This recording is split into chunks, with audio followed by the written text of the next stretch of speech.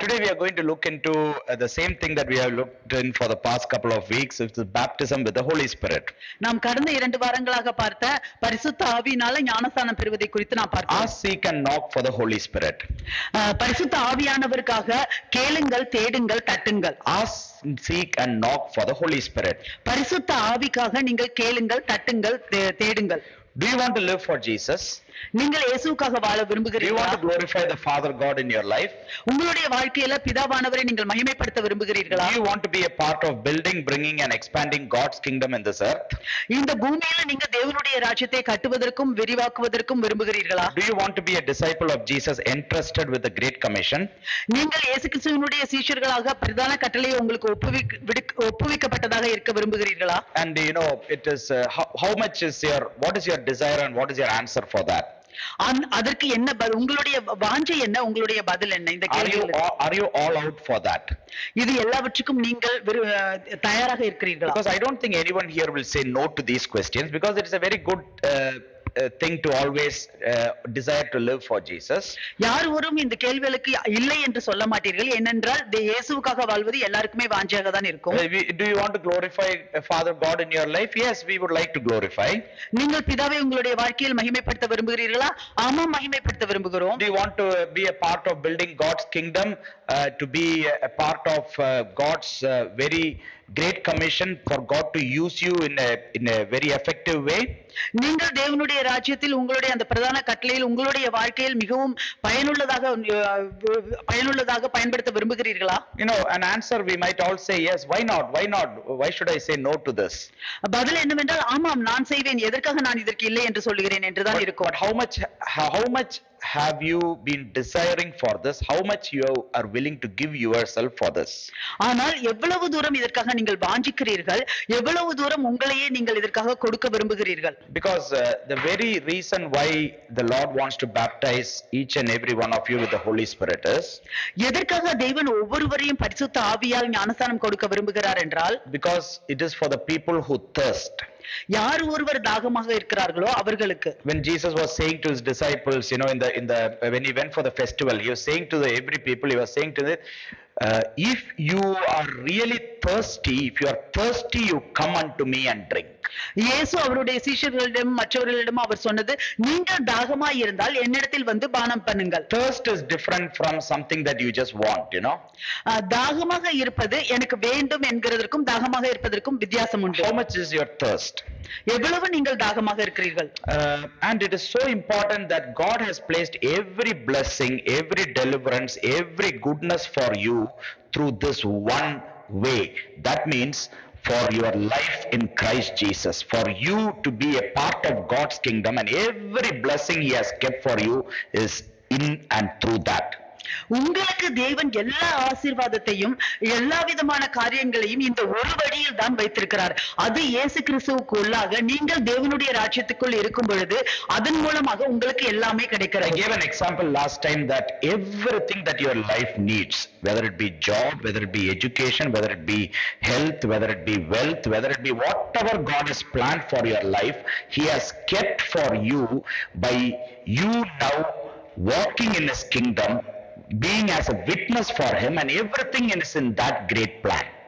நான் போன வாரமே உங்களுக்கு சொன்னேன், உங்களுக்கு உங்களுடைய வாழ்க்கையில் உங்களுக்கு தேவையான எல்லா காரியமும், அது வேலையாக இருந்தாலும் சரி, படிப்பாக இருந்தாலும் சரி, என்ன விதமான காரியங்களாக இருந்தாலும் சரி, எல்லாமே நீங்கள் தேவனுடைய ராஜ்யத்துக்காக தேவனுக்காக நீங்கள் சாட்சியாக இருக்கும் பொழுது அதற்குள்ளாக எல்லாமே இருக்கிறது என்று. So when you are now giving yourself, seek first the kingdom of God and his righteousness, when you are now all out want to give yourself to seek God's kingdom, then he says all these things will be added to you.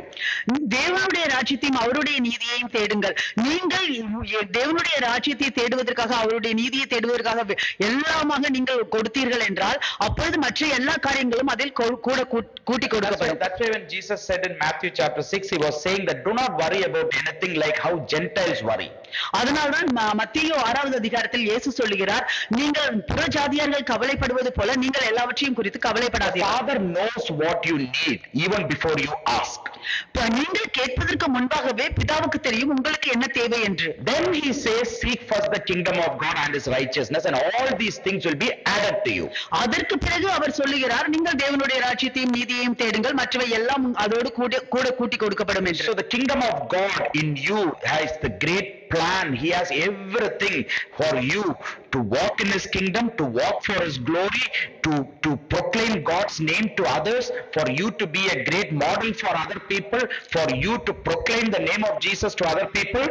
தேவனுடைய ராஜ்யத்துக்குள்ளாக உங்களுக்கு எல்லா காரியமுமே இருக்கிறது. தேவனுடைய ராஜ்யத்துக்குள்ளாக நீங்கள் இருப்பது, தேவனுடைய இயேசு கிறிஸ்துவை மற்றவர்களிடத்தில் பிரசங்கிப்பது எல்லாமே தேவனுடைய ராஜ்யத்துக்குள்ளாக இருக்கிறது. But along with that, in that is also your own well-being that is there according to his will, whether it be your health, whether it be your wealth, whether it be your family, whether it be your healing, whether it be your deliverance, whether it be your everything is there in his kingdom purpose. அதோடு கூட உங்களுடைய வாழ்க்கைக்கு தேவையான எல்லா காரியங்களுமே, அது வேலையாக இருந்தாலும் சரி, அது சுகமளிக்கிறதாக இருந்தாலும் சரி, அது படிப்பாக இருந்தாலும் சரி, எல்லாமே அந்த தேவனுடைய ராஜ்யத்துக்குள்ளாக இருக்கிறது. Because whatever you are facing today is happening not without God's knowledge or not without God's permission. இன்றைக்கு என்னவெல்லாம் நீங்கள் எதிர்கொள்ளுகிறீர்களோ அது எல்லாமே தேவனுக்கு தெரியாமல், தேவனுடைய ஞானத்துக்கு தெரியாமல் எதுவுமே இல்லை. Sometimes we think that when we are facing something really bad, we think that Satan is doing this in my life, hiding from God without God knowing. When God turned this side, Satan is now doing this in my life. நான் சில நேரங்களில் நாம் நினைப்போம், நான் இந்த காரியங்களை எல்லாம் சாத்தான் என்னுடைய வாழ்க்கையில தேவனுக்கு தெரியாமல் தேவன் அந்த பக்கமாக திரும்பி இருக்கும் பொழுது சாத்தான் என்னுடைய வாழ்க்கையில் இந்த காரியங்களை எல்லாம் செய்கிறான் என்று நாம் நினைக்கலாம். We think of God like ourselves only. நாம தேவனையும் நாம் நம்மை போலவே நாம் நினைக்கிறோம். So our prayer is we are waking up God, waking up God and saying, God, he's doing this to me. Did you not see this? Turn this side, நம்மளுடைய ஜெபம் என்னவென்றால் நம்ம தேவனை எழுப்பி விடுகிறோம். தேவனை எழும்புங்க, இந்த மாதிரி எனக்கு செஞ்சு கொண்டிருக்க உங்களுக்கு தெரியலையா என்று. No, we don't have the guts to pray that openly, saying that get up God. But this is what might be in our mind, saying that Lord, you are not seeing what has happened to me. I think you are not allowed this. You are not given the permission. If you say you are given the permission, I will not speak to you hereafter. You can't say that, but anyway. நாம தைரியமா நீங்க தேவனை எழும்புங்கன்னு நாம சொல்ல மாட்டோம். ஆனா தேவனை பார்க்கலையா நீங்க, என்ன இந்த மாதிரி அவன் பண்ணிக்கிட்டு இருக்கான், நீங்க சொல்லாதீங்க. உங்களுடைய அனுமதியோட தான் அவன் செஞ்சு கொண்டே இருக்கான் என்று சொல்லாதீங்க. நீங்க அப்படி சொன்னீங்கன்னா தெரியும் நான் பேச மாட்டேன். Everything that is happening in our life, whatever, the worst to the best, whatever is happening with God's very knowledge and with God's very permission. என்ன நம்ம வாழ்க்கையில நடந்தாலும் சரி, அது எவ்வளவு மோசமானதாக இருந்தாலும் சரி, எவ்வளவு நல்லதாக இருந்தாலும் சரி, அது தேவனுடைய அறிவின்படிதான் நடக்கிறது, தேவனுடைய அனுமதியின்படிதான் நடக்கிறது. The solution for whatever problem he has allowed and the permission he has given is there in his kingdom plan for you. அவர் என்னவெல்லாம் பிரச்சனையை உங்களுக்கு அனுமதித்தாரோ, என்னவெல்லாம் பிரச்சனைகளை அனுமதித்தாரோ, அது எல்லாவற்றுக்குமே தீர்வு அவருடைய ராஜ்யத்துக்குள் இருக்கிறது. And this is what when he says, seek first the kingdom of God and his righteousness, and all these things will be added to you. That's what he says. இதுதான் அவர் சொல்லுகிறார், தேவனுடைய ராஜ்யத்தையும் நீதியையும் தேடுங்கள், அப்பொழுது மற்றவை எல்லாம் கூட கூட்டி கொடுக்கப்படும் என்று.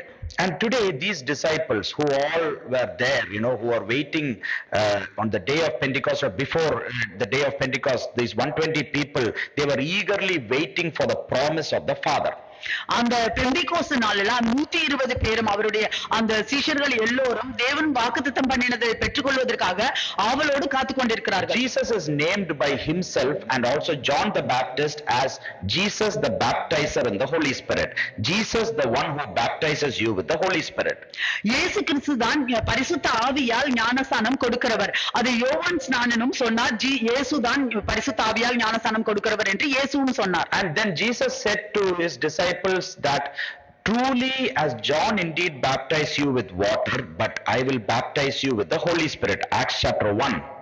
அப்போஸ்தலர் 1வது அதிகாரத்துல இயேசு அவருடைய சீஷர்களிடம் சொன்னார், யோவான் ஸ்நானன் உங்களுக்கு ஜலத்தினால் ஞானஸ்நானம் கொடுத்தார், நான் உங்களுக்கு பரிசுத்த ஆவியால் ஞானஸ்நானம் கொடுக்கிறேன்.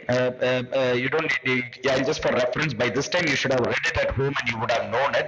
Acts chapter 1 and verse 5, and then in verse 8 he says, but you shall receive power when the Holy Spirit has come upon you, and you shall be my witness, you shall be witnesses to me in Jerusalem and in all Judea and Samaria to the ends of the earth.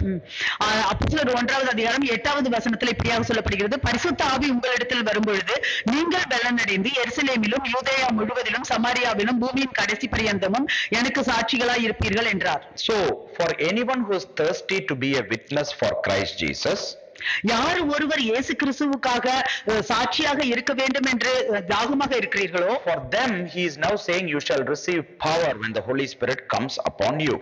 அவர்களுக்கு அவர் சொல்லுகிறார், நீங்கள் உன்னதத்திலிருந்து வல்லமையை பெற்றுக் கொள்வீர்கள், பரிசுத்த ஆவி உங்கள் மேல் வரும் என்று. You shall be witnesses.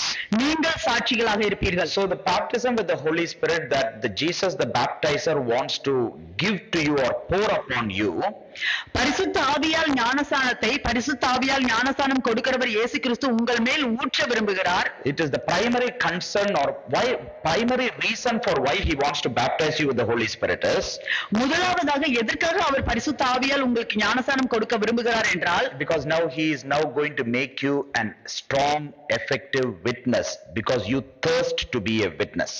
ஏனென்றால் நீங்கள் சாட்சிகளாக இருப்பதற்கு தாகமாக இருக்கிறதுனால் உங்களை மிகவும் பயனுள்ள சாட்சிகளாக அவர் மாற்றப் போகிறார். Whatever we thirst for will always be in our mind, in our mouth, in our heart, in our everything, you know. நாம் எதற்காகலாம் தாகமாக இருக்கிறோமோ அது எப்பொழுதுமே நம்மளுடைய மனதில, நம்மளுடைய காதுல, நம்மளுடைய வாயில எப்பவுமே இருக்கும். What are you thirsty for now? இப்பொழுது நீங்கள் எதற்காக தாகமாக இருக்கிறீர்கள்? Some might be thirsty for a education, something that results. Someone might be thirsty for job, someone might be thirsty for wealth, someone might be thirsty for health, someone might be thirsty because we need something, we are in a debt, someone might be thirsty because there is nothing working, there's something needs to work. So whatever we are thirsty for always will be in our heart and mind and thoughts and everything all the time. இன்றைக்கு யாராவது நீங்கள் வந்து படிப்புக்காக நீங்கள் தாகமாக உள்ளவர்களாக இருக்கலாம், இல்லை உங்களுடைய ரிசல்ட்டுக்காக தாகமாக உள்ளவர்களாக இருக்கலாம், இல்லை நீங்கள் வியாதியில் சுகமாக வேண்டும் என்பதற்காக தாகமாக உள்ளவர்களாக இருக்கலாம், இல்லை ஏதாவது ஒரு காரியம் உங்களுடைய வாழ்க்கையில் நடக்க வேண்டும் என்பதற்காக தாகமாக உள்ளவர்களாக இருக்கலாம். எதற்காக நீங்க தாகமாக இருக்கிறீர்களோ அது உங்களுடைய மனதிலும் உங்களுடைய காதுகளிலும் உங்களுடைய வாயிலும் எந்த நேரமும் இருக்கும். And now we can see this 120 disciples who are in the upper room. If you see that, I don't think they had any of these. They didn't have a job because their job was they wanted to follow Jesus. They left all that they had. They didn't have a place to stay. These are all the questions they had asked to Jesus beforehand itself. And now they are in the situation that Jesus has ascended to the Father and has given a promise of the Holy Spirit. So all that you are now desiring for, they don't have, and they had every right to desire for those and thirst for those more and more. இங்கே அந்த 120 பேரும் அந்த மேலறையில் காத்திருந்த அந்த 120 பேருக்கும் இந்த மாதிரியான ஒரு காரியமும் அவங்களுக்கு கிடையாது. அவர்களுக்கு வேலை இல்லை, அவர்களுக்கு தங்குவதற்கு வீடு இல்லை, அவர்களுக்கு வேறு ஒன்றும் இல்லை. அதை முதலேயே அவர்கள் கேட்டு விட்டார்கள். ஆனால் இந்த வேளையில் அவர்கள் இயேசு கிறிஸ்து வாக்குத்தத்தம் பண்ணின அந்த பரிசுத்த ஆவிக்காக காத்திருக்கிறார்கள். ஆனால் அவர்களுக்கு இது எல்லாம் வேண்டும் என்று, உங்களுக்கு தேவையான இந்த காரியங்கள் எல்லாம் அவர்களுக்கு வேண்டும் என்று கேட்பதற்கு அவர்களுக்கு எல்லா உரிமையும் இருக்கிறது. And this Peter along with his disciples actually tried to go back to his own profession of fishing. That time Jesus came and fed them and again told, come and wait in Jerusalem. So even if they had the desire also, Jesus now gave the promise and asked them to wait in Jerusalem for the promise of the Father, the baptism with the Holy Spirit. பேதுரு அவர் மற்ற சீஷர்களோடு கூட சேர்ந்து அவரும் சென்று மீன் பிடிக்க சென்று விட்டார் அவருடைய வேலையை பார்க்கிறதுக்கு. அந்த நேரத்தில் இயேசுவே சென்று அவர்களுக்கு உணவளித்து அவர்களை, நீங்கள் வந்து எருசலேமில் காத்திருங்கள், உங்களுக்கு தேவன் வாக்குத்தத்தம் அந்த பரிசுத்த ஆவியை பெற்றுக் கொள்வதற்காக என்று சொன்னார். Now I believe the disciples would have understood one thing, I think. நான் நினைக்கிறேன் அந்த சீஷர்கள் வந்து ஒரு காரியத்தை அவர்கள் புரிந்து கொண்டிருப்பார்கள் என்று. Whatever I am going to worry more and more. It is not going to do anything. My worries will become more. My troubles are going to become more. நான் எதுக்கெல்லாம் நான் கவலைப்பட போகிறேனோ அந்த கவலைப்படுகிறது இன்னும் அதிகமாக தான் கவலைப்பட போகிறேனே ஒழிய அது வேறு ஒரு காரியமும் அந்த கவலை ஒன்றும் செய்ய போவது இல்லை. But let me look into the highest purpose which I have been called for. Let me focus on that. ஆனால் எதற்காக நான் ஒரு பெரிய திட்டத்துக்காக நான் அழைக்கப்பட்டிருக்கிறேன், அதில் நான் என்னுடைய கவனத்தை நான் பார்க்கிறேன். And then I'll see how other things turn out in my life. அதற்கு பிறகு நான் பார்க்கிறேன் மற்ற காரியங்கள் எல்லாம் என்னுடைய வாழ்க்கையில் எப்படி அது நடக்க போகிறது என்று. Now they chose to be in Jerusalem as per the instruction of Jesus, to now be in Jerusalem, pray and seek the Lord for the promise of the Father, the baptism with the Holy Spirit. இப்பொழுது அவர்களுக்கு இயேசு கிறிஸ்து சொன்ன அறிவுரையின்படி அவர்கள் எருசலேமிலே பரிசுத்த பிதா வாக்குத்தத்தம் பண்ணின அந்த பரிசுத்த ஆவிக்காக அவர்கள் எருசலேமிலே ஜெபித்துக்கொண்டு தேடிக்கொண்டு இருக்கிறார்கள். In Luke chapter 24, Luca 24, you can see that in verse 50 to 53. நீங்கள் பார்க்கலாம் 50 இலிருந்து 53 வரைக்கும். And you can see what happened to the disciples just before Jesus, just before Jesus ascended to the Father, and after that what they were doing. இயேசு கிறிஸ்து பிதாவிடத்தில் பரமேறுவதற்கு முன்பாக என்ன நடக்கிறது என்று, அதுக்கப்புறம் என்ன நடக்கிறது, அதுக்கப்புறமும் என்ன நடக்கிறது என்று. In verse 50, and he led them out as far as Bethany, and he lifted up his hand and blessed them. பின்பு அவர் பெத்தானியா வரைக்கும் அவர்களை அழைத்து கொண்டு போய் தம்முடைய கைகளை உயர்த்தி அவர்களை ஆசீர்வதித்தார். How many of us want God, Jesus, to bless you? எத்தனை பேர் இயேசு கிறிஸ்து உங்களை ஆசீர்வதிக்க வேண்டும் என்று விரும்புகிறீர்கள்? Jesus lifted his hands and blessed the disciple. இயேசு கிறிஸ்து அவருடைய கைகளை உயர்த்தி சீஷர்களை ஆசீர்வதித்தார். We all want blessing. நமக்கு எல்லாருக்கும் ஆசீர்வாதம் வேண்டும். The disciples also was blessed by Jesus. அந்த சீஷர்களும் இயேசு கிறிஸ்துவினால் ஆசீர்வதிக்கப்பட்டார்கள். But what were they blessed for? ஆனால் எதற்காக அவர்கள் ஆசீர்வதிக்கப்பட்டார்கள்? You can see verse 51, it said, now it came to pass while he blessed them that he was parted from them and carried up into heaven. அவர்களை ஆசீர்வதிக்கையில் அவர்களை விட்டு பிரிந்து பரலோகத்துக்கு எடுத்துக்கொள்ளப்பட்டார். While he was blessing and blessed, immediately is taken up to heaven.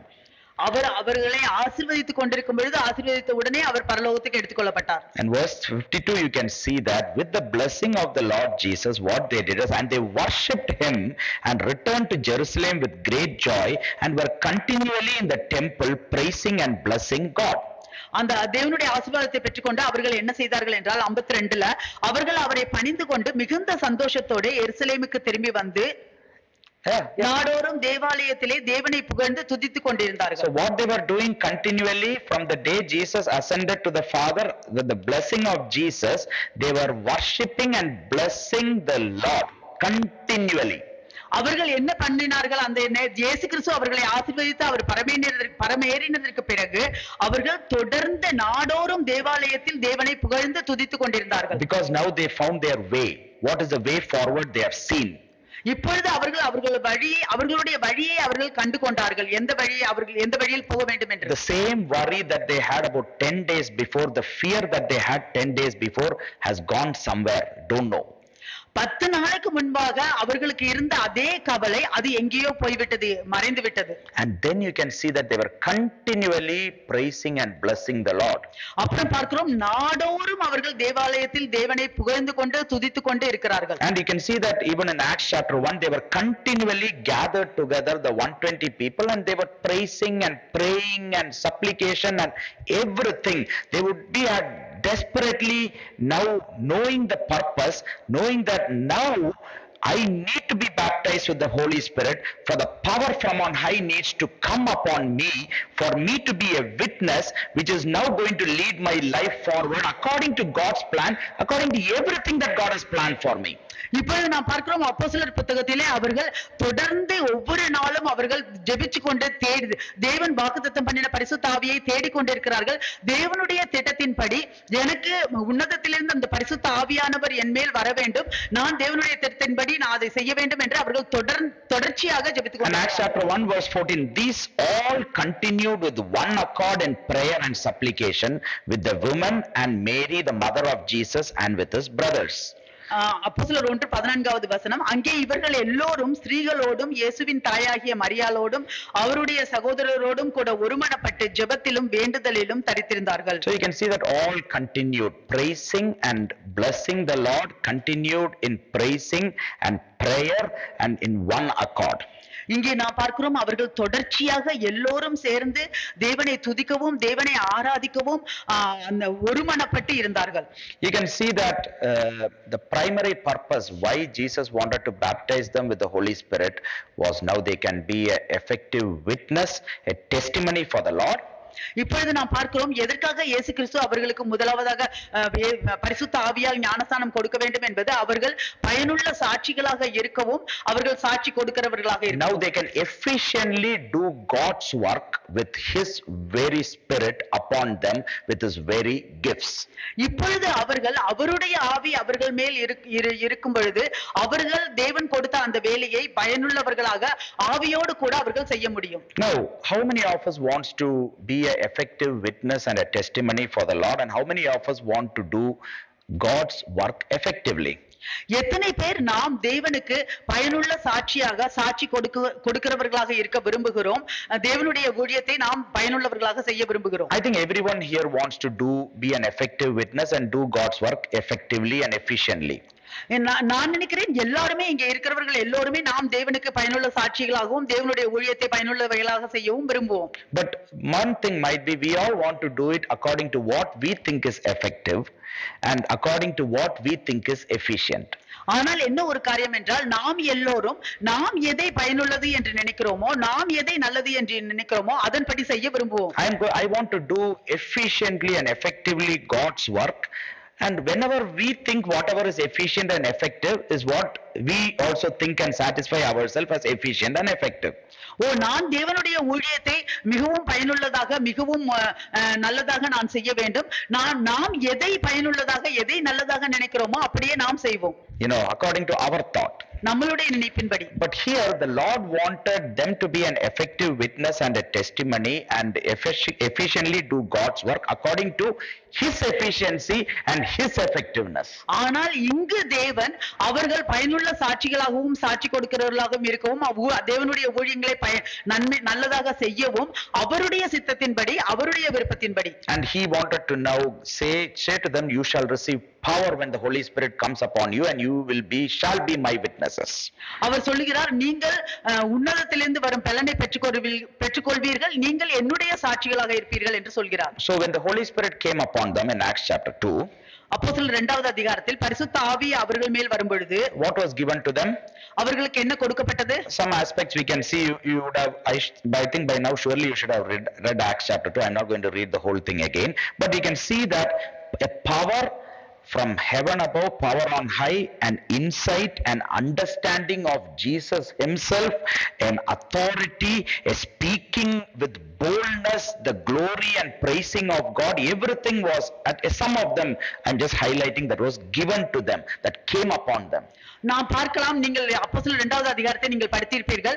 அதில் அவர்களுக்கு உன்னதத்திலிருந்து வல்லமை வந்தது, அவர்கள் நல்ல ஞானம் கிடைத்தது, இயேசு கிறிஸ்துவை அவருடைய இரட்சகரை புரிந்து கொள்ளுதல் கிடைத்தது, அவர்களுக்கு அதிகாரம் கொடுக்கப்பட்டது, அவர்கள் தைரியமாக சத்தமாக அவர்கள் தேவனை குறித்து பேச முடிந்தது. And the gifts of the Holy Spirit also was poured upon them.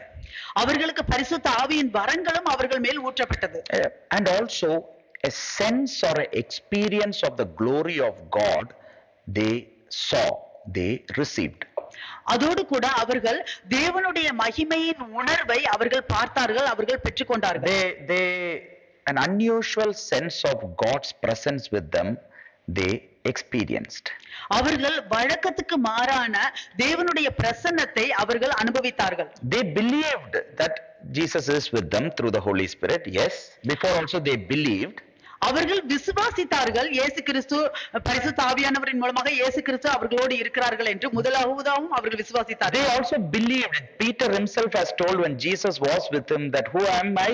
You are Christ, the Son of the living God. They know everything by faith. They know that Jesus has gone to the Father's presence in glory. They know that all by faith, just like how everyone here also know that by faith. அவர்களுக்கு முதலே தெரியும். இயேசு கிறிஸ்து பேதுருவை கேட்கும் பொழுது கூட அவர் சொல்லுகிறார், நான் யார் என்று இயேசு கிறிஸ்து கேட்கும் பொழுது அவர் சொல்லுகிறார், நீங்கள் தேவகுமாரன் என்று. அவர்களுக்கு தெரியும் இயேசு கிறிஸ்து இப்பொழுது பிதாவோடு கூட இருக்கிறார், அவருடைய பிரசன்னம் இருக்கிறது என்றெல்லாம் அவர்களுக்கு தெரியும். உங்களுக்கும் இன்றைக்கு நமக்கு தெரிகிறது போலவே. But you can see that whatever they believed in faith, there was a real experience of that for the first time for them. அவர்கள் எதையெல்லாம் விசுவாசத்தில் நம்பினார்களோ அது எல்லாவற்றுக்கும் அந்த நேரத்தில் முதலாவது தடவையாக அந்த முதல் அனுபவம் அவர்களுக்கு கிடைத்தது. Without Jesus physically being with them, they experienced in real the glory of God and the presence of God and the power of the Holy Spirit and the gifts of the Holy Spirit. இயேசு கிறிஸ்து அவர்களோடு உடல் சரீரமாக அவர்களோடு இல்லாத பொழுதும் அந்த நேரத்தில் அவர்கள் தேவனுடைய வல்லமையை, தேவனுடைய பிரசன்னத்தை அவர்கள் அந்த நேரத்தில் பரிசுத்த ஆவியானவருடைய வல்லமையை அவர்கள் அந்த நேரத்தில் அனுபவித்தார்கள். They were filled with the Holy Spirit. அவர்கள் பரிசுத்த ஆவியால் நிரப்பப்பட்டிருந்தார்கள். And they were unusually glorifying God, you can say in the other tongues, and they were glorifying him as if they have not done it before, as if they not something that they have not done before. அவர்கள் அந்த அந்நிய பாஷையில் பேசுகிறதை நாம் சொல்லலாம். அவர்கள் அந்நிய பாஷையில் வழக்கத்திற்கு மாறாக தேவனை அவர்கள் துதித்துக் கொண்டிருந்தார்கள், ஆராதித்துக் கொண்டிருந்தார்கள். முதலாக அந்த மாதிரியாக அவர் செய்யவில்லை. But how were they who were baptized with the Holy Spirit, the very people who were baptized with the Holy Spirit, how did they explain that experience? அவர்கள் பரிசுத்த ஆவியால் ஞானஸ்நானம் பெற்றதை, அவர்களுடைய அனுபவத்தை எப்படி மற்றவர்கள் விளக்கம் சொன்னார்கள்? Sometimes you just ask me that, what can you say the experience that you have with the Holy Spirit in your life? யாராவது இப்ப என்னிடம் கேட்டார்கள் என்றால், பரிசுத்த ஆவியினுடைய அனுபவம் உங்களுடைய வாழ்க்கையில் என்ன இருக்கிறது, எப்படி நீங்கள் அதை சொல்வீர்கள் என்று கேட்டால், the Holy Spirit is in me. பரிசுத்த ஆவியானவர் எனக்குள்ளாக இருக்கிறார். Holy Spirit guides me when I am in trouble situation. He gives me some good guidance, some words, encourages me. That all we'll say. Might be many things we can add on, which is all the work of the Holy Spirit. Yes. நான் துன்பமாக இருக்கும் பொழுது, கஷ்டமான நிலையில் இருக்கும் பொழுது பரிசுத்த ஆவியானவர் என்னை வழி நடத்தினார், பரிசுத்த ஆவியானவர் எனக்கு அறிவுரை கூறினார் என்றெல்லாம் நாம் சொல்லுவோம். Day to day he is speaking to me through his word. ஒவ்வொரு நாளும் அவருடைய வார்த்தையினாலே என்னிடம் பேசுகிறார். When I went and met this person, the Lord gave me this verse, I spoke to him.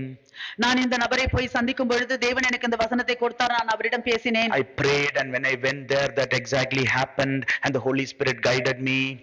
நான் ஜெபித்தேன், அதே மாதிரியாகவே நடந்தது, பரிசுத்த ஆவியானவர் என்னை நடத்தினார். That all we can say polishedly here and there, that in faith this all I believe Holy Spirit has done, is doing in my life. Yes. இதையெல்லாம் நாம் அப்படியே மேலாக நாம் சொல்லலாம். நான் ஜெபித்தேன், பரிசுத்த ஆவியானவர் என்னுடைய வாழ்க்கையில் இதெல்லாம் சொன்னார் என்று நாம் செய்தார் என்று சொல்லலாம். But that was not how they explained it. ஆனால் அப்படியெல்லாம் அவர்கள் விளக்கம் கொடுத்தது. In Acts chapter 2 verse 15 to 17, அப்போஸ்தலர் 2:15 17 வரைக்கும், Peter standing up is replying to a comment that people gave that they look like drunk people. பேதுரு அவர்களுக்கு அந்த இடத்துல அவர் சொல்லுகிறார், அவர்கள் பார்க்கிறதற்கு குடித்தவர்கள் போல் இருந்தார்கள். Do you know how drunk people will be? எப்படி குடித்தவர்கள் இருப்பார்கள் என்று தெரியுமா உங்களுக்கு? I'm not saying about shaking and all. Might be the way they're, whatever they did, I don't know. They will speak something that is, they also won't understand, we also won't understand. அவர்கள் பேசுவார்கள், அவர்கள் பேசுகிறதை அவர்களும் புரிந்து கொள்ள மாட்டார்கள், நம்மளும் புரிந்து கொள்ள மாட்டோம். Have you experienced it?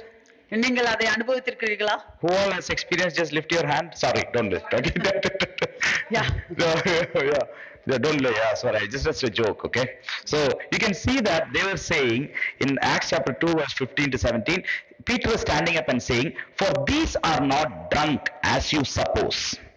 நீங்கள் அப்போஸ்தலர் 2வது அதிகாரம் 15 பேதுரு எழுந்து என்று சொல்லுகிறார், நீங்கள் நினைக்கிறபடி இவர்கள் வெறி கொண்டவர்கள் அல்ல. Since it is only the 3rd hour of the day, logic he is saying, 9 o'clock in the morning. பொழுது விடிந்து 3ஆம் மணி வேலையா இருக்கிறதே, காலையில 9 மணி. Even I can think 6 o'clock in the morning also some people might drink, but 9 o'clock in the morning mostly more will drink, I think, நான் நினைக்கிறேன் காலையில 6 மணி கூட சில பேர் குடிப்பார்கள், ஆனால் 9 மணிக்கு குடிப்பார்கள் என்று நான் நினைக்கவில்லை. So he is saying, that's the explanation he is giving here, and then he says, but he is saying verse 16, but this is what was spoken by the prophet Joel. தீர்க்கதரிசியாக யோவேலினால் உரைக்கப்பட்டபடியே இது நடந்து ஏறுகிறது. And he says in verse 17, and it shall come to pass in the last days, says the Lord, that I will pour out my spirit on all flesh. கடைசி நாட்களில் நான் மாம்சமான யாவர் மேலும் என் ஆவியை ஊற்றுவேன். So he's saying one thing, that the experience that and then remaining things and all is coming. The thing is saying that it is not like in faith and all, Holy Spirit is in me, guiding me, that happened, that I believe this happened. He says whatever has happened to us now is the Holy Spirit has been poured upon us. அவர் வந்து விசுவாசத்தினால இதெல்லாம் நடந்தது, ஆமா பரிசுத்த ஆவியால இதெல்லாம் நடந்தது என்று அப்படி சொல்லவில்லை. அவர் என்ன சொல்கிறார் என்றால், இப்பொழுது என்னவெல்லாம் நடந்ததோ அது எங்கள் மேல் பரிசுத்த ஆவியானவர் ஊற்றப்பட்டதினால் நடந்தது என்று. ஊற்றப்பட்டதுக்கு நாங்கள் ஒப்பிடுகிறோம். ஊற்றப்பட்டதுக்கு நாங்கள் whatever how the Holy Spirit has been poured upon me, I am now saying it as Holy Spirit came on me, I am now giving it as it is being poured upon me. பரிசுத்த ஆவியானவர் எங்கள் மேல் ஊற்றப்பட்டதை நாங்கள் ஒப்பிடுகிறோம். That as it is being poured, it is not like just in faith I believe that and all, not, it has been poured upon us. நான் விசுவாசத்துல நான் இதை நம்புகிறேன், இதை செய்கிறேன் என்றெல்லாம் அல்ல, பரிசுத்த ஆவியானவர் எங்கள் மேல் ஊற்றப்பட்டார். There was a sudden giving of revelations out of nowhere. திடீரென்று அந்த இடத்தில் அவர்களுக்கு வெளிப்பாடுகள் கிடைத்தது. There was a sudden consciousness of the power of the Holy Spirit upon them. திடீரென்று அவர்களுக்கு பரிசுத்த ஆவியானவருடைய வல்லமை அவர்கள் மேல் வந்தது. There was an outburst of praise and glorifying God in that place. அந்த இடத்தில் தேவனை துதிக்கிறதும் ஆராதிக்கிறதுமாக And they very well knew that the Holy Spirit has been poured upon them. அவர்களுக்கு மிகவும் தெளிவாக தெரிந்தது பரிசுத்த ஆவியானவர் அவர்கள் மேல் ஊற்றப்பட்டார் என்று. Can you hear say that the Holy Spirit has been poured upon me? இங்கே It's a question for you. It might be. I'm not saying no, but I'm just asking you a question.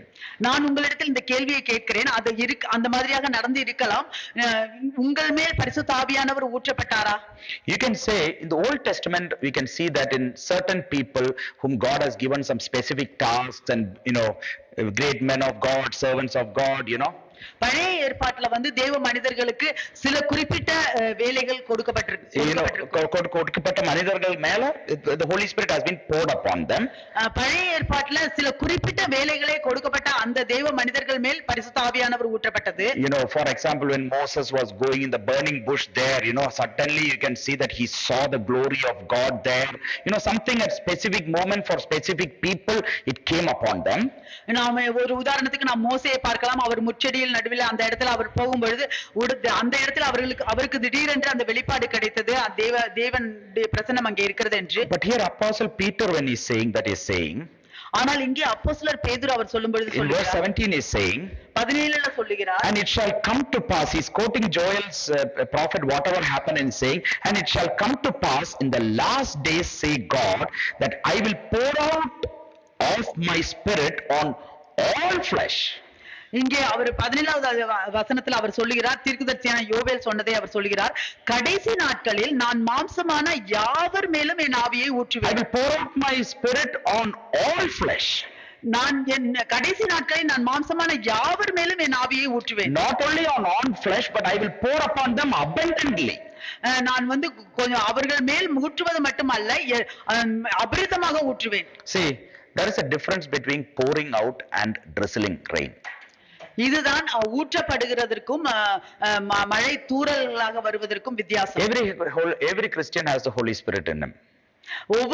எல்லா கிறிஸ்தவர்களுக்கும் பரிசுத்த ஆவியானவர் அவர்களுக்குள்ளாக இருக்கிறார். Now if anyone does not have the spirit of Christ in him, he is not his. கிறிஸ்துவின் ஆவி இல்லாதவர்கள் அவருடையவர்கள் அல்ல. So when you are believing in the Lord Jesus as the only Lord and Savior, you have the Holy Spirit in you, sure, 100%. Yes, this is what I've been saying for the past 2-3 weeks as well. நீங்கள் இயேசு கிறிஸ்துவை உங்களுடைய சொந்த இரட்சகராக நீங்கள் விசுவாசிக்கிறீர்கள் என்றால் உங்களிடத்தில் பரிசுத்த ஆவியானவர் இருக்கிறார். அது 100% உண்மை. Every Christian also has some knowledge about the love of God. எல்லா கிறிஸ்தவர்களுக்கும் தேவனுடைய அன்பை குறித்து ஒரு ஞானம் இருக்கிறது. Every Christian will have some knowledge about the glory of God, about his kingdom. Yes. எல்லா கிறிஸ்தவர்களுக்கும் தேவனுடைய மகிமையை குறித்தும் அவருடைய ராஜ்யத்தை குறித்தும் ஒரு அறிவு இருக்கிறது. ஆமாம். But there is a difference.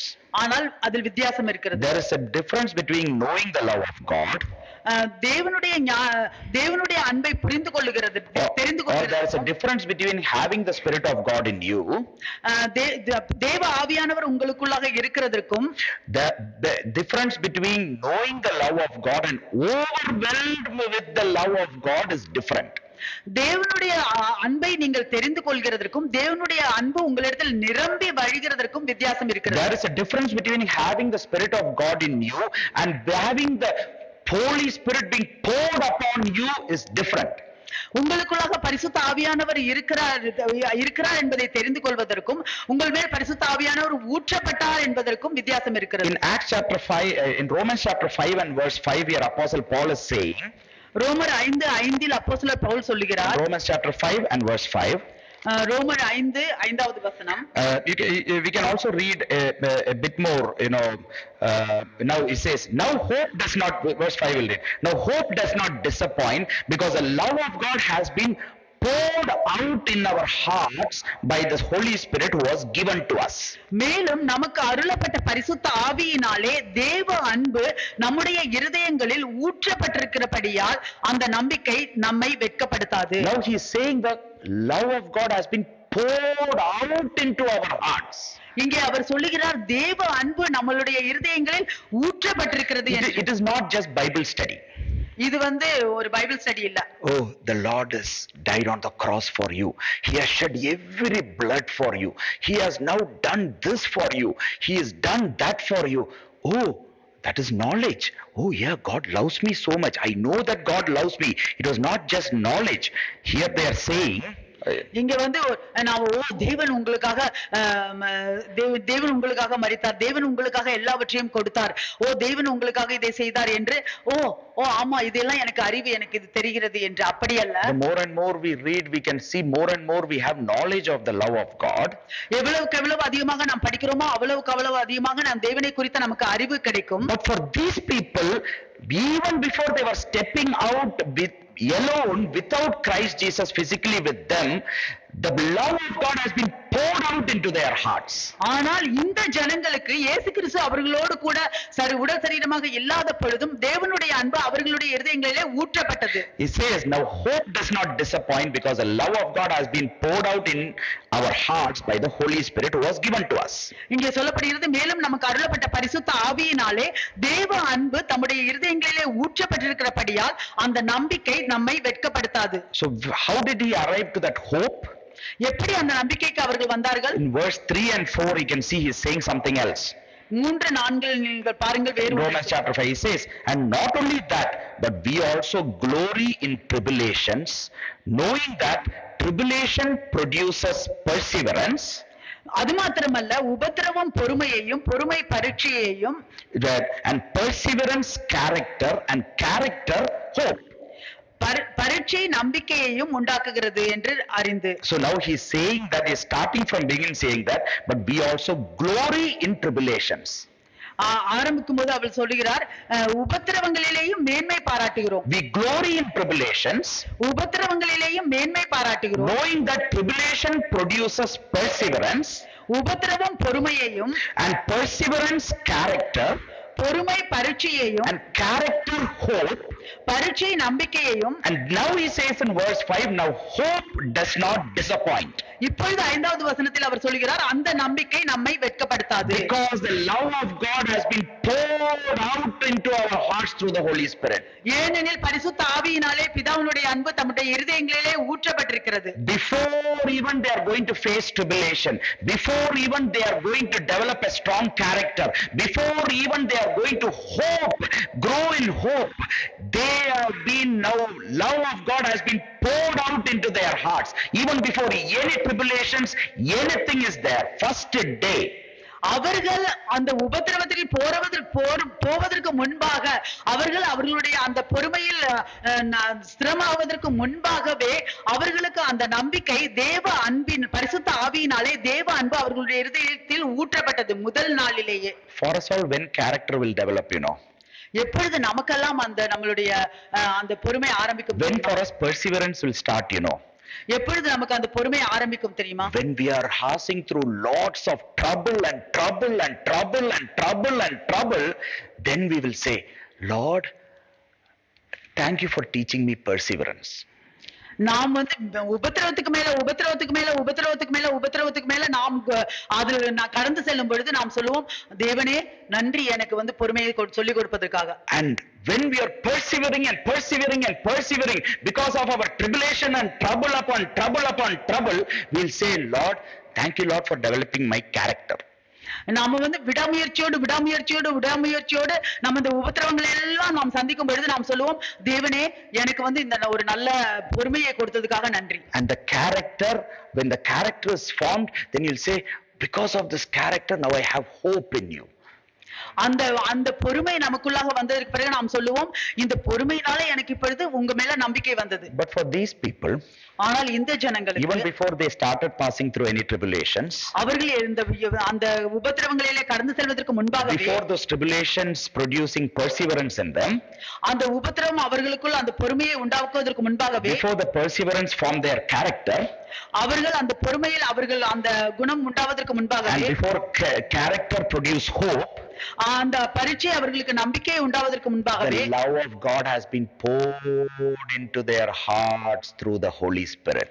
தேவ அன்பு அவர்களுடைய இருதயங்களிலே பரிசுத்த ஆவியினாலே ஊற்றப்படுகிறது. That was what happened first.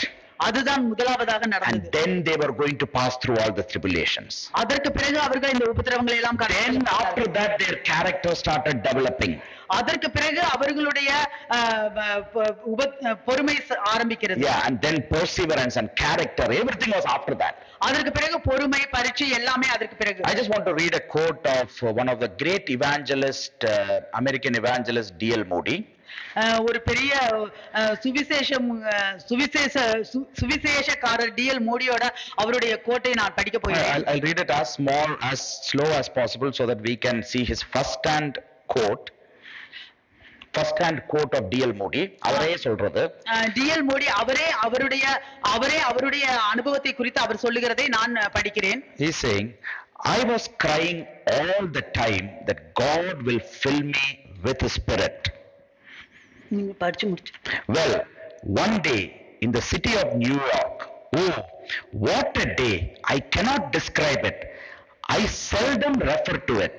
It is almost too scared an experience to name. Paul had an experience of which he never spoke for 14 years. I can only say that God revealed himself to me. And I had such an experience of his love that I had to ask him to stay his hand. I went to preaching again. The sermons were not different. I did not present any new truths, and yet hundreds were converted.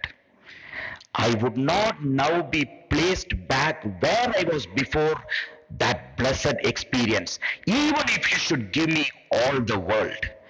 It would be as the small dust of the balance. That was what D.L. Moody said about he being baptized with the Holy Spirit. பரிசுத்த ஆவியினால் ஞானஸ்நானம் பண்ணப்பட்ட பொழுது D.L. Modi சொல்லுகிற code இதுதான்.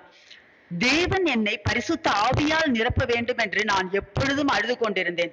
ஒரு நாள் New York நகரில், என்ன ஒரு நாள், அதை நான் விவரிக்க முடியாது. அதை நான் மிகவும் குறைவாகவே குறிப்பிட்டு பேசுவேன். அது பெயரிடாத அளவுக்கு ஒரு புனிதமான அனுபவமாகும். பவுலுக்கு இருந்த ஒரு அனுபவத்தை குறித்து 14 வருடங்களாக அவர் பேசவே இல்லை. தேவன் தன்னை எனக்கு வெளிப்படுத்தினார் என்று மட்டுமே நான் சொல்ல முடியும். அவர் என்னிடம் காட்டிய அன்பின் அனுபவம் அவ்வளவு ஆழமாக இருந்தது. எனவே நான் அவரை பற்றி மேலும் கேட்க வேண்டியிருந்தது. நான் மீண்டுமாக பிரசங்கிக்க சென்றேன். பிரசங்கம் ஒன்றும் வித்தியாசமாக இல்லை. ஆனால் நான் புதிய சத்தியத்தை ஒன்றும் கொடுக்கவில்லை. ஆனாலும் நூற்றுக்கணக்கான நபர்கள் மனம் திரும்பினார்கள்.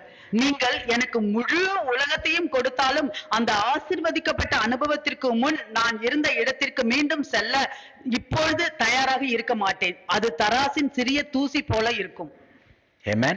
Amen. That was what was the quote of D.L. Moody and many other great men of God. இதுதான் D.L. மோடி சொன்னது. அதே போல பல தேவ மனிதர்களும் சொன்னது. Why are we always rejecting this baptism with the Holy Spirit in every aspect of our life?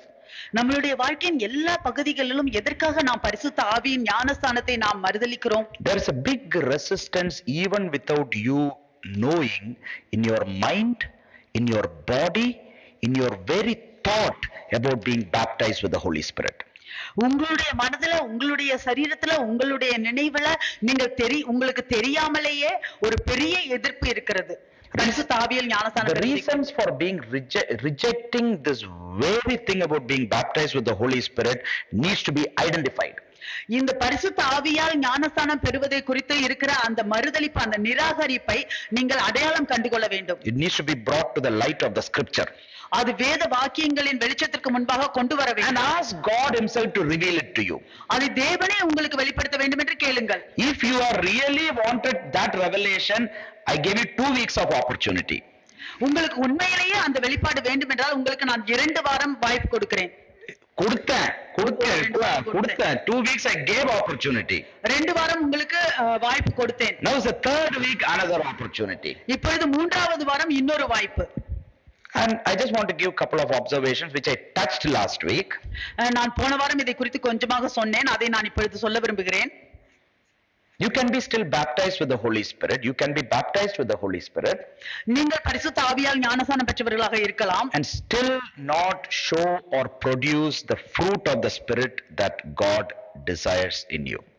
ஆனால் இன்னும் பரிசுத்த ஆவியின் கனிகள் உங்களுக்குள்ளாக நீங்கள் அதை தேவன் உங்களிடம் வாஞ்சிக்கிற அந்த பரிசுத்த ஆவியின் கனிகளை உண்டாக்குகிறவர்களாக இல்லாமல் இருக்கலாம். You can have observed many people like that. அந்த மாதிரியாக நிறைய பேரை நீங்கள் பார்த்திருக்கலாம். You can be baptized with the Holy Spirit and still not have or grow in moral character and attitude. நீங்கள் பரிசுத்த ஆவியால் ஞானஸ்நானம் பெற்றவர்களாக இருக்கலாம், ஆனாலும் உங்களுடைய குணத்தில், உங்களுடைய நடத்தையில் இன்னும் மாறாமல் இருக்கலாம். You might have noticed many people like that as well. இந்த மாதிரியாகவும் நீங்கள் நிறைய பேரை நீங்கள் பார்த்திருக்கலாம். Might be they are using these as an excuse for us to now reject the effectiveness or the importance of being baptized with the Holy Spirit. நாம் இதை ஒரு காரணமாக வைத்துக்கொண்டு பரிசுத்த ஆவியால் ஞானஸ்நானம் பெறுவதையும் அதனுடைய முக்கியத்துவத்தையும் நிராகரிக்கிறவர்களாக இருக்கலாம். I don't think being baptized with the Holy Spirit is something great as what is being written in the word or what others are saying. You might be thinking like that. நீங்கள் நான் நினைக்கவில்லை பரிசுத்த ஆவியால் ஞானஸ்நானம் பெறுவது ரொம்ப மிகவும் முக்கியம் என்று, அந்த மாதிரியாக வேத வார்த்தையில் எழுதி இருக்கிறதாலாம் என்றெல்லாம் நான் நினைக்கவில்லை என்று நீங்கள் நினைக்கலாம். Because ஏனெனில் my point behind that is என்னுடைய குறிப்பு அதற்கு பின்பாக இருக்கிறது என்னவென்றால், because say this person says he is baptized with the Holy Spirit. இந்த நபர் சொல்கிறார் அவர் பரிசுத்த ஆவியால் ஞானஸ்நானம் பெற்றவர் என்று. He is speaking in tongues. அவர் அந்நிய பாஷையில் பேசுகிறார். He is giving prophecies. அவர் தீர்க்க தரிசனங்களை உரைக்கிறார். He is giving and saying that the gift of God is operating. அவர் சொல்கிறார் தேவனுடைய வரங்கள் எனக்குள்ளாக கிரியை செய்கிறது என்று. But see his character. ஆனால் அவருடைய குணத்தை பாருங்கள். But see his moral attitude and character. அவருடைய நடத்தையும் அவருடைய குணத்தையும் பாருங்கள். It is so no change or very worse. அவர் ஒரு மாற்றமுமே இல்லை மோசமாக இருக்கிறது. That might be a reason that we might have been using so long, or you might have been to reject this very baptism with the Holy Spirit which Jesus himself commanded to his disciples. இது ஒரு காரணமாக இருக்கலாம். நீங்கள் ரொம்ப நாளாக பரிசுத்த ஆவியால் ஞானஸ்நானம் பெறுவதை நீங்கள் மறுதலிக்கிறதற்கு இயேசு கிறிஸ்துவே அவருடைய சீஷர்களிடம் கட்டளையிட்ட ஒரு காரியம் இது. Well, my simple one very outward answer I'll give for that is, அதற்கு நான் வெளிப்படையாக நான் கொடுக்கிற பதில் என்னவென்றால், then why did you not receive the baptism and show others of who you are? எதற்காக நீங்கள் பரிசுத்த ஆவியில் ஞானஸ்நானத்தை பெற்றுக்கொண்டு நீங்கள் யார் என்று மற்றவர்களுக்கு காண்பிக்காமல்? Why do you now base your life seeing others and just escaping and running away? எதற்காக நீங்கள் மற்றவர்களுடைய வாழ்க்கையை அடிப்படையாக வைத்துக்கொண்டு அதிலிருந்து தப்பித்து ஓடுகிறீர்கள்? Why don't you ask God to be baptized with the Holy Spirit, receive the Holy Spirit and show who you are in Christ Jesus as an effective witness of who you think others are not doing? எதற்காக நீங்கள் தேவனிடத்தில் கேட்கக்கூடாது பரிசுத்த ஆவியினால் உங்களை ஞானஸ்நானம் பண்ண வேண்டும் என்று? அப்பொழுது நீங்கள் நல்ல ஒரு பயனுள்ள சாட்சிகளாக இருந்து உங்களுடைய வாழ்க்கையை மற்றவர்களுக்கு காண்பியுங்கள். நீங்கள் மற்றவர்களை எப்படி நினைக்கிறீர்களோ அவர்களுக்கு உங்களுடைய வாழ்க்கையை காண்பியுங்கள். Do you not think that your explanation this many days was without any spine, without any முதுகெலும்பு இல்லாம, was very ignorant or very cowardly explanation for not rejecting the truth about baptism with the Holy Spirit? நீங்கள் நினைக்கவில்லையா இவ்வளவு நாளும் பரிசுத்த ஆவியினால் ஞானஸ்நானம் பெறுவதையும் அதனுடைய சத்தியத்தையும் குறித்து நீங்கள் மறுதலிக்கிறதற்கு உங்களுடைய இந்த விளக்கம் எல்லாம் ஒரு முதுகெலும்பில்லாத காரணமாக இருக்கிறது என்று? Baptism with the Holy Spirit is mainly concerned with being an effective testimony, witness, and efficiently and effectively doing God's work in His kingdom according to His very purpose. பரிசுத்த ஆவியால் ஞானஸ்தானம் பெறுவதின் முதலாவது நோக்கமும் திட்டமும் என்னவென்றால் அவருக்கு சாட்சியாக இருக்கவும் சாட்சி கொடுக்கிறவர்களாக இருக்கவும் அவருடைய ஊழியங்களை தேவனுடைய திட்டத்தின்படி செய்வதற்கும். It enables us and gives us the power. அது நம்மை செய்வதற்கான வல்லமையை It நமக்கு gives us the கொடுக்கிறது. power to be effective witnesses. நீங்கள் நல்ல பயனுள்ள சாட்சிகளாக இருக்கிறதுக்கு வல்லமையை It gives us the கொடுக்கிறது. power to be effective testimony. நீங்கள் நல்ல சாட்சி கொடுக்கிறவர்களாக இருக்கிறதுக்கு அது உங்களுக்கு It வல்லமையை gives us the கொடுக்கிறது. power to now efficiently, effectively do God's work with His gifts, with His very power. தேவனுடைய வரங்களினால அவருடைய வேலைகளை நீங்கள் வல்லமையுள்ளவர்களாக செய்வதற்கு உங்களுக்கு வல்லமையை கொடுக்கிறது. But just because we have been baptized doesn't mean that everyone will be effective witnesses. நாம் வந்து பரிசுத்த ஆவியினால் ஞானஸ்தானம் பெற்றோம் என்பதற்காக எல்லாருமே வந்து பயனுள்ள சாட்சிகளாக இருக்கிறார்கள் என்று அர்த்தமல்ல. They might have the power, they received the power, they were baptized in the Holy Spirit one fine day long ago.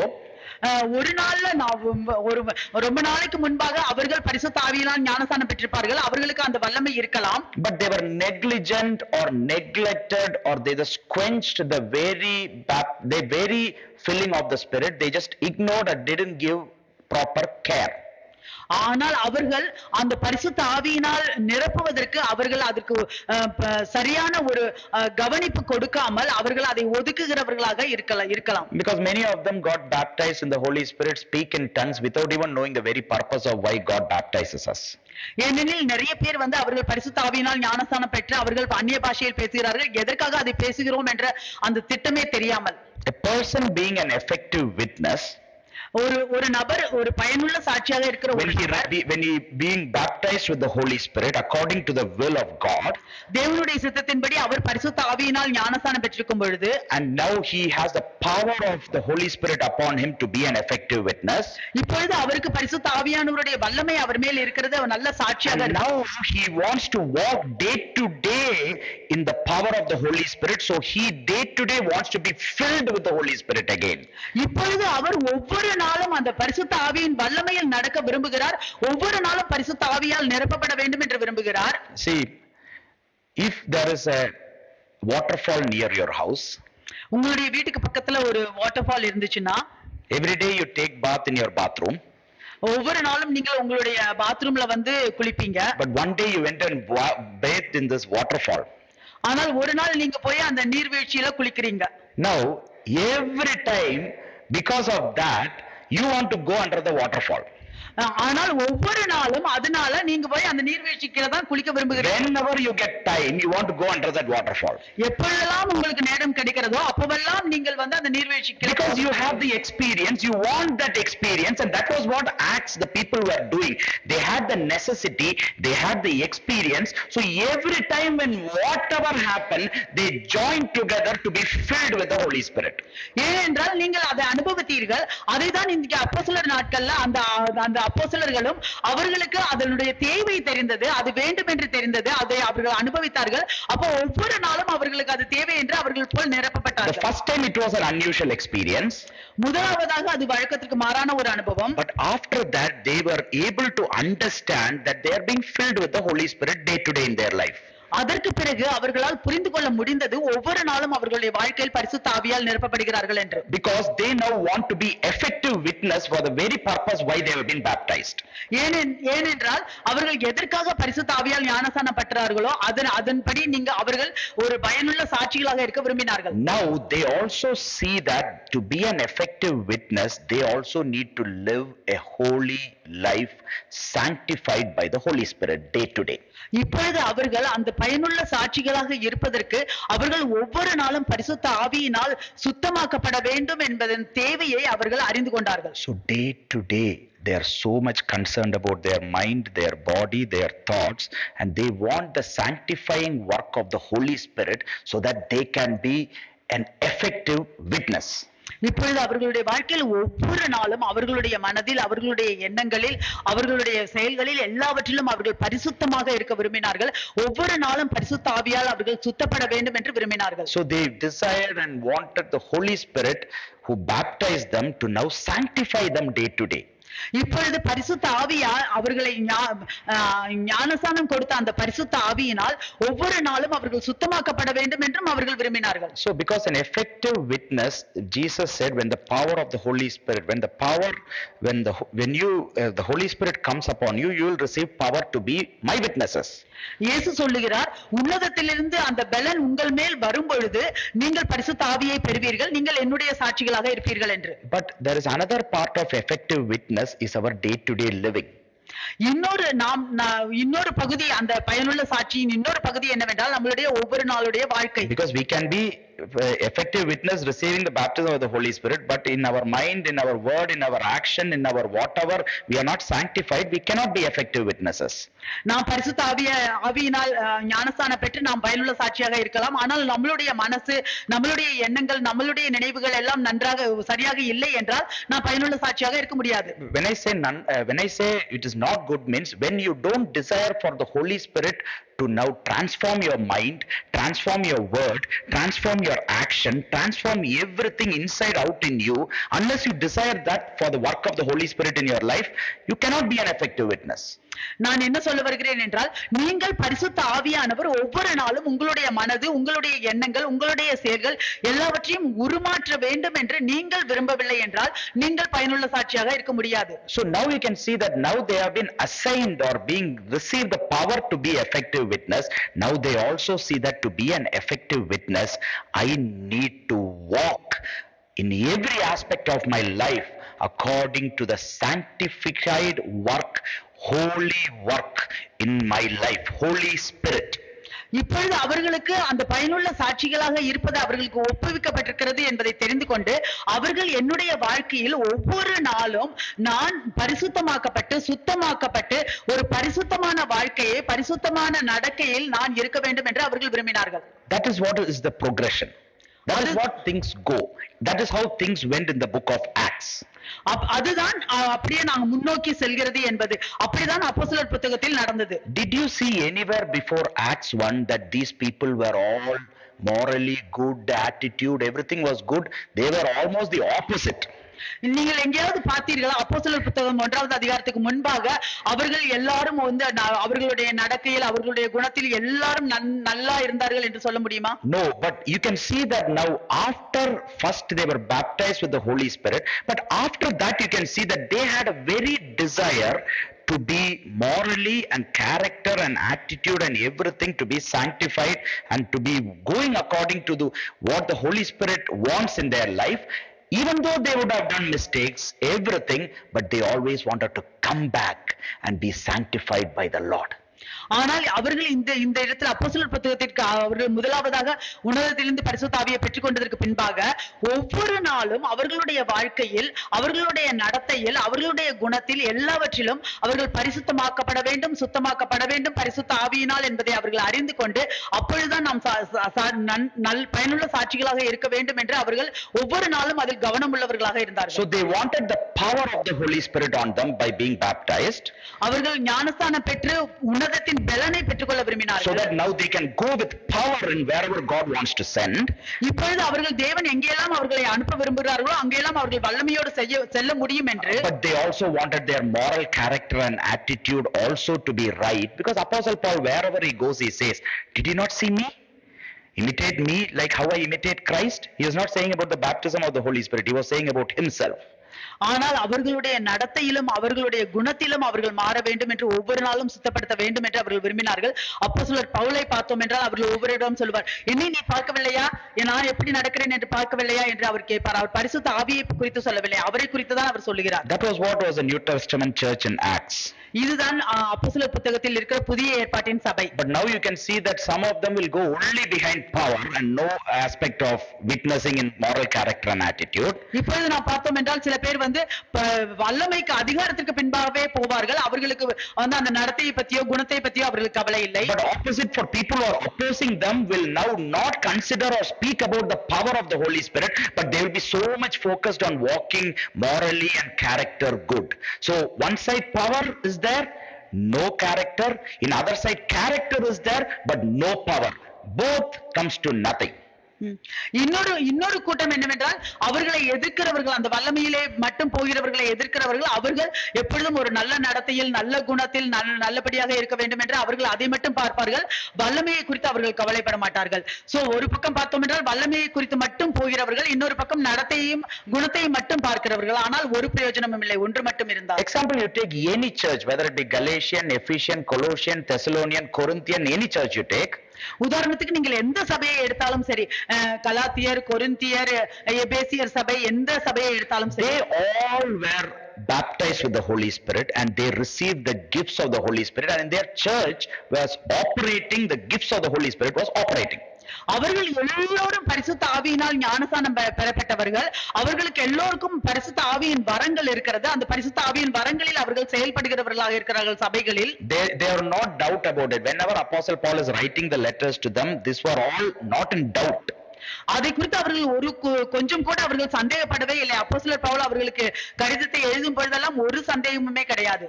But for example, if you see the Corinthian church, one of the very important main church that comes with this, ஒரு உதாரணத்துக்கு கொரிந்தியர் சபையை எடுத்துக்கொண்டோம் என்றால் ஒரு பிரதானமான ஒரு சபை. Apostle Paul had very serious concerns about their moral character and attitude and the way they were walking with the power of the Holy Spirit and the gifts of the Holy Spirit. Apostle Paul had very serious concerns. அப்போஸ்தலர் பவுலுக்கு அவர்களுடைய நடத்தையை குறித்தும் அவர்களுடைய குணத்தை குறித்தும் பரிசுத்த ஆவியின் வல்லமையை பெற்றுக்கொண்டு அவர்கள் எப்படி நடக்கிறார்கள் என்பதை குறித்தெல்லாம் அவர் அப்போஸ்தலர் பவுல் மிகவும் அக்கறை உள்ளவராக இருந்தார். They were very poor in moral character and attitude. அவர்களுடைய அந்த நன்னடத்தையிலும் குணத்திலும் அவர்கள் மிகவும் குறைந்தவர்களாக இருந்தார்கள். But they were very rich in spiritual gifts.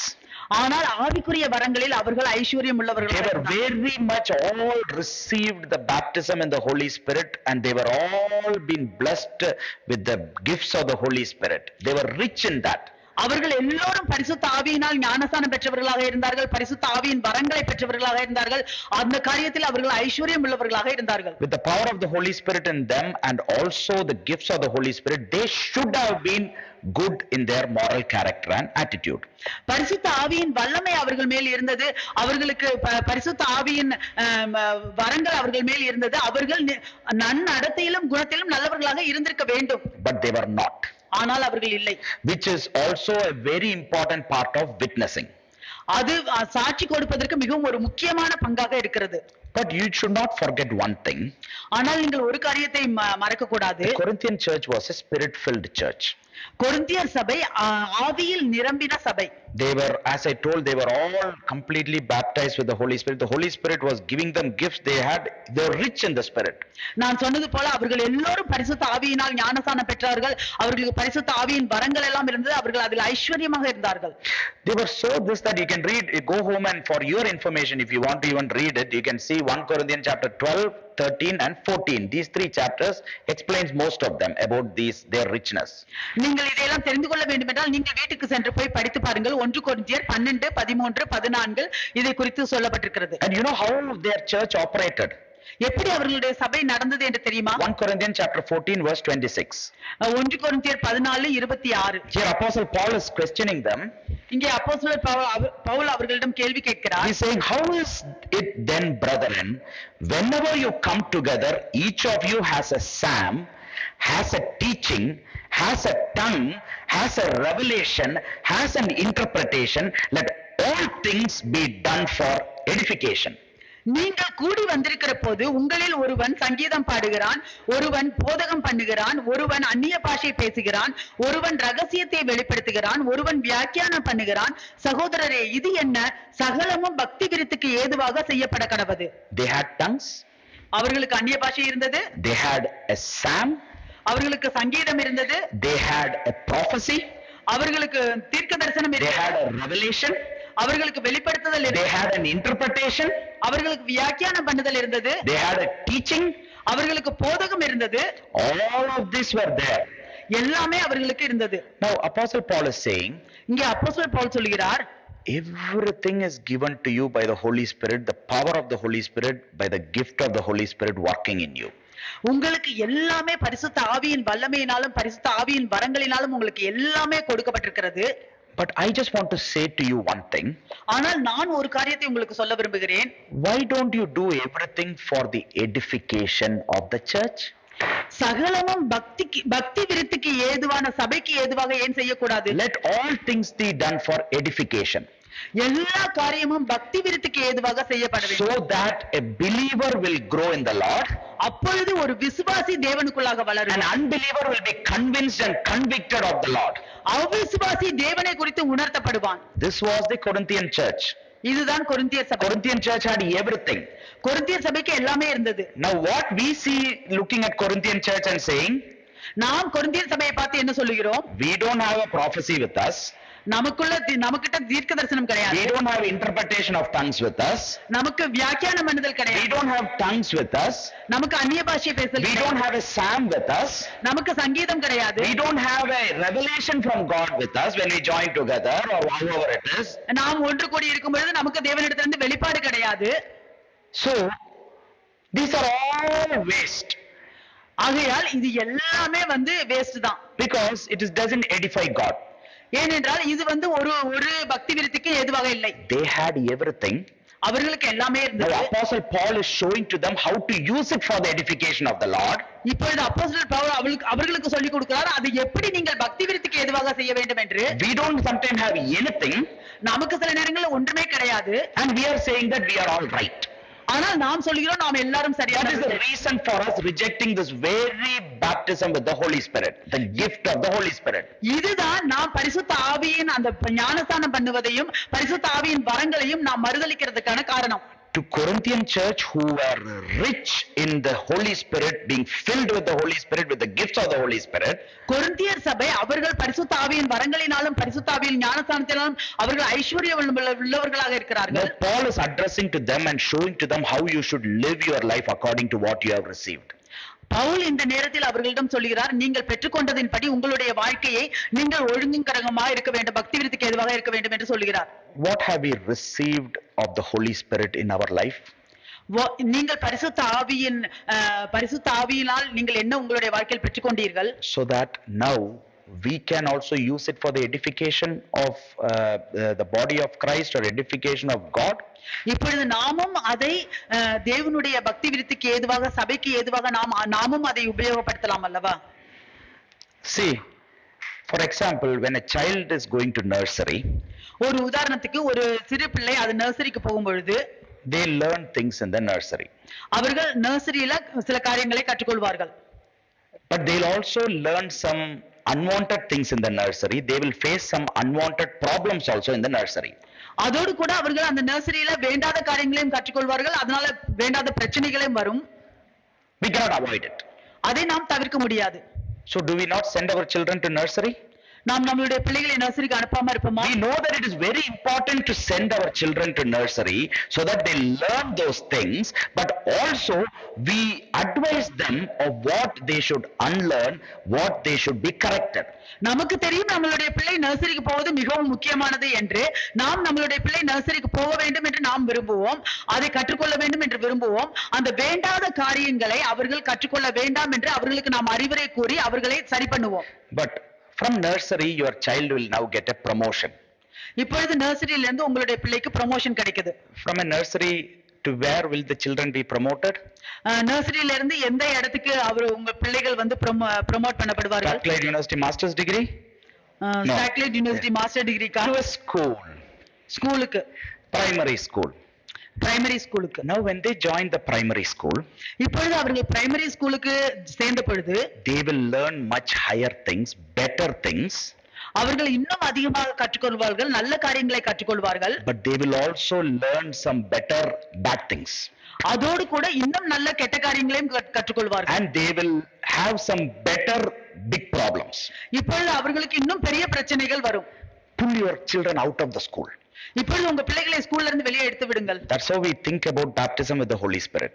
அப்படிதான் நாம் பரிசுத்த ஆவியின் ஞானஸ்தானத்தை குறித்து நினைக்கிறோம். I don't want the baptism with the Holy Spirit because of the Corinthian church who had lots of problems.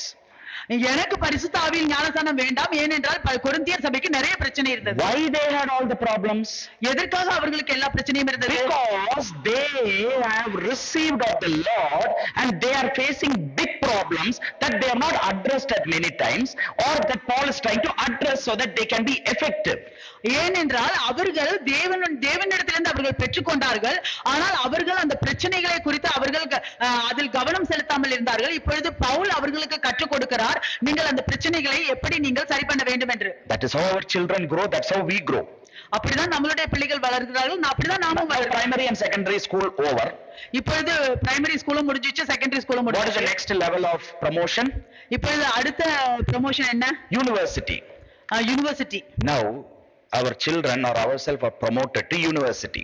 இப்பொழுது நம்மளுடைய பிள்ளைகளோ நம்ம வந்து யூனிவர்சிட்டிக்கு இப்ப promote பண்ணப்பட்டோம். Now we will have better and great things to learn. இப்பொழுது நமக்கு இன்னும் நல்ல சிறந்த பெரிய காரியங்களை கற்றுக்கொள்ள முடியும். Powerful things to learn that is going to impact many people. இன்னும் அதிகமான வல்லமையான காரியங்களை கற்றுக்கொள்ள முடியும் மற்றவர்களை. But along with that you will learn very powerful bad things also.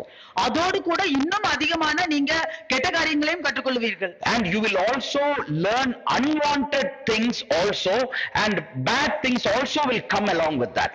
அதோடு கூட வேண்டாத காரியங்களையும் நீங்கள் கற்றுக்கொள்வீர்கள், அதோடு கூட கெட்ட காரியங்களும் அதோடு வரும். Will anyone forfeit university because you think that there is bad things that needs to be learned? The bad things is also we will be learning some bad things also.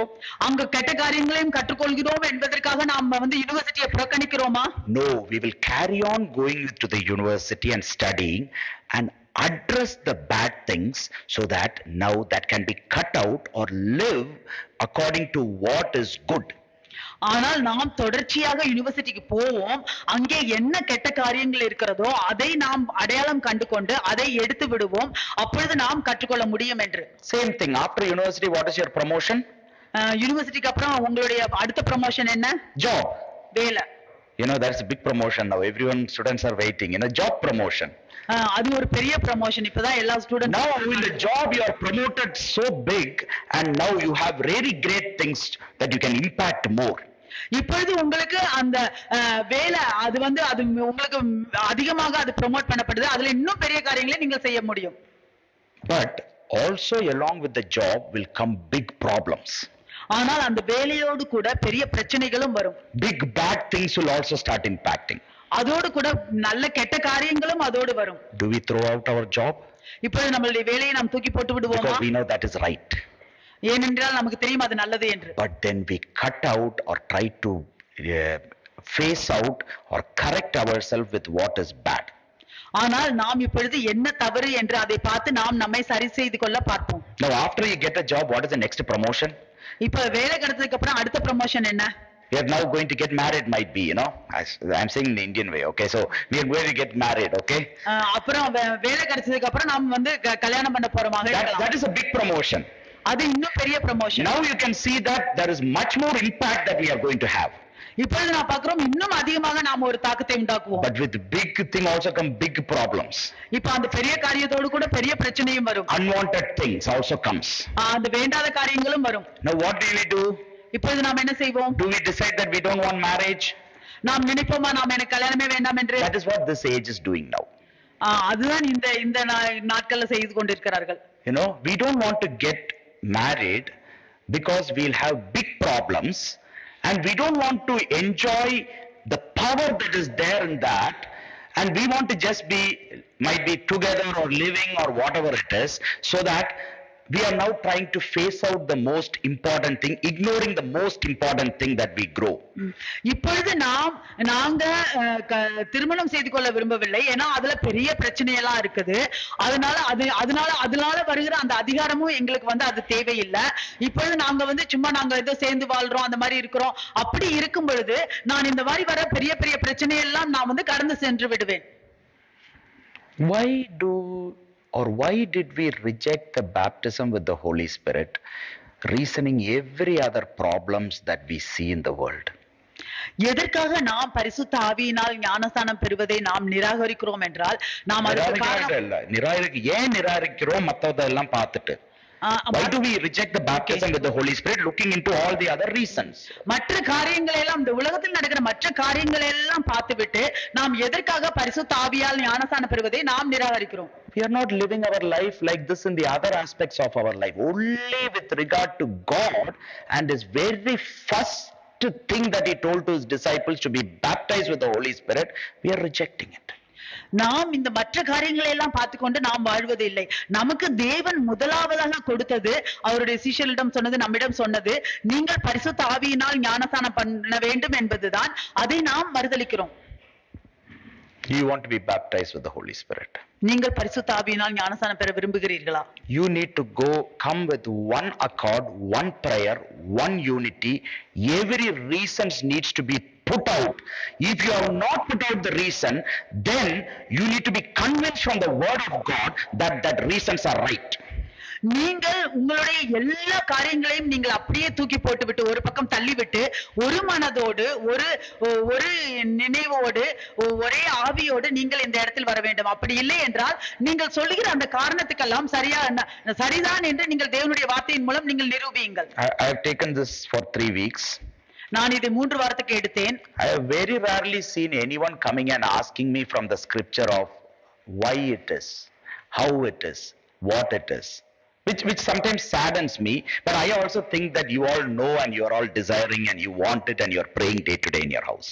நான் பார்க்கவில்லை யாரு ஒருவராவது வந்து இது ஏன் இப்படி இருக்கிறது, ஏன் இப்படி இருக்கிறது என்றெல்லாம் யாரு ஒருவரும் கேட்கவில்லை. அது எனக்கு வருத்தமாக இருக்கிறது. ஆனா அதே நேரத்தில் நான் நினைத்துக் கொண்டிருக்கிறேன், நீங்க எல்லோரும் வீட்டுல போய் படித்து பார்த்து நீங்கள் எல்லாம் இதையெல்லாம் அறிந்து கொள்கிறீர்கள் என்றும் நான் நினைக்கிறேன்.